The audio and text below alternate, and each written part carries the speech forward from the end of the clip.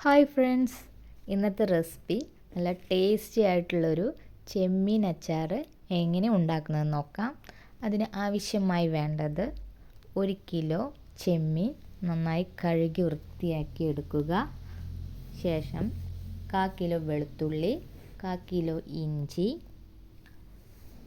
നന്നായി ക്രഷ് ചെയ്തെടുക്കുക. പേസ്റ്റ് ആവാതെ നോക്കണം.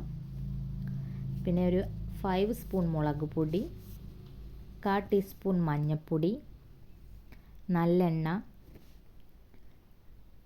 സുർക്ക, കായം എന്നിവ, ആവശ്യത്തിന് ഉപ്പ് എന്നിവയാണ്. കഴുകി വൃത്തിയാക്കിയ ചെമ്മീനിലേക്ക് 1/2 സ്പൂൺ മുളക് പൊടി മാത്രം ആദ്യം ആഡ് ചെയ്താൽ മതി. 1/4 ടീസ്പൂൺ മഞ്ഞൾപ്പൊടി,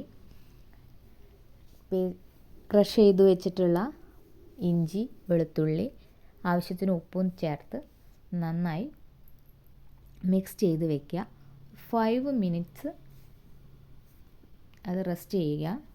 എന്നതിന് ശേഷം ഫ്രൈ ചെയ്യുക. ഫ്രൈ ചെയ്യുമ്പോൾ ബ്രൗൺ കളർ ഒരു 1/4 വേവ് ആകുമ്പോൾ നമ്മൾ ഫ്രൈ ചെയ്തെടുക്കണം. ഫ്രൈ ചെയ്തെടുക്കുമ്പോൾ ഒന്ന് ശ്രദ്ധിക്കുക, കരിയാതെ ഒന്ന് നോക്കുക. എന്നതിന് ശേഷം ആ പാനിലോട്ട് തന്നെ നമ്മൾ മുളക് പൊടി ആഡ് ചെയ്യുക. മുളക് പൊടി നല്ല ചൂടുള്ള എണ്ണയിലേക്ക് ഇടാതിരിക്കാൻ ശ്രമിക്കുക, അപ്പോൾ കരിഞ്ഞു പോകും. ഫ്ലെയിം ഒന്ന് ഓഫ് ചെയ്ത് ശേഷം മുളക് പൊടി ഫ്രൈ ചെയ്തിട്ട് ചെമ്മീനിലോട്ട് ആഡ് ചെയ്യുക. ഫ്രൈ ചെയ്ത് ചെമ്മീനിലോട്ട് ആഡ് ചെയ്യുക. ജസ്റ്റ് ഒന്ന് കളർ മാറി വരുമ്പോൾ നമ്മൾ അതിലോട്ട് ആഡ് ചെയ്തതിന് ശേഷം നമ്മൾ അതേ പാനിലോട്ട് തന്നെ സുർക്കയും ഇതേപോലെ ചൂടാക്കിയിട്ട് വേണം ആഡ് ചെയ്യാൻ. നന്നായി ആഡ് ചെയ്ത് നന്നായി മിക്സ് ചെയ്യുക. ചിലപ്പോൾ ഉപ്പ് കുറവുണ്ടായിരിക്കും, അപ്പോൾ ഉപ്പ് ആഡ് ചെയ്യണം. പിന്നെ കായം ഇതിൻ്റെ കൂടെ ആഡ് ചെയ്യണം. ഞാൻ കായം ആഡ് ചെയ്യണ വീഡിയോ മിസ്സായിപ്പോയി, അതുകൊണ്ട് ശ്രദ്ധിക്കുക. കായം ആഡ് ചെയ്യണം.